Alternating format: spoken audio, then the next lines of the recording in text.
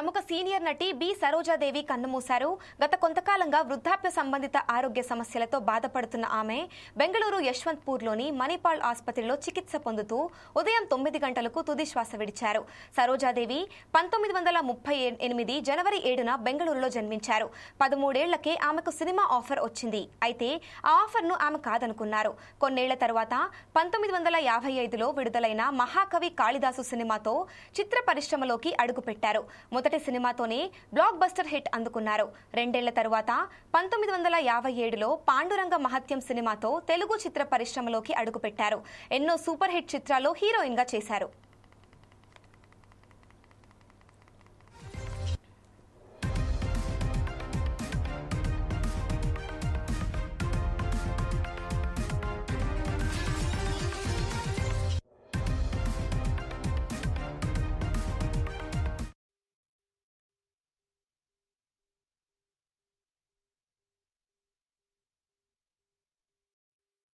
మాతృభాష కన్నడతో పాటు తమిళం, తెలుగు, హిందీ, మలయాళ భాషల్లో సినిమాలు చేశారు.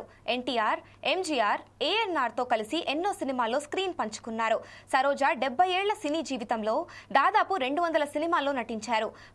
1985లో ఆమె లేడీస్ హాస్టల్ అనే సినిమా కోసం షూటింగ్ చేస్తూ ఉన్నారు. ఆ సమయంలోనే ఆమె భర్త అనారోగ్యానికి గురయ్యారు. మరుసటి సంవత్సరం 1986లో ఆయన చనిపోయారు. భర్త మరణం తరువాత ఆమె సినిమా షూటింగ్లో పాల్గొనలేదు. ఓ సంవత్సరం పాటు కుటుంబ సభ్యుల్ని తప్ప వేరే వాళ్లను కలవను కూడా లేదు. 1987లో మళ్లీ షూటింగ్లో పాల్గొన్నారు. లేడీస్ హాస్టల్ సినిమా విడుదలై సూపర్ హిట్ అయింది. భర్త మరణం తరువాత ఆమె కొత్త సినిమాలకు సైన్ చేయలేదు. భర్త మరణానికి ముందు సైన్ చేసిన సినిమాలు పూర్తి చేశారు. దాదాపు 5 ఏళ్ల పాటు సినిమాలకు బ్రేక్ ఇచ్చారు. అయితే నిర్మాతలు, ఫ్యాన్స్ బలవంతం చేయటంతో మళ్లీ రీ ఎంట్రీ ఇచ్చారు. 2019లో నట సార్వభౌమ అనే కన్నడ సినిమాలో చివరిగా నటించారు.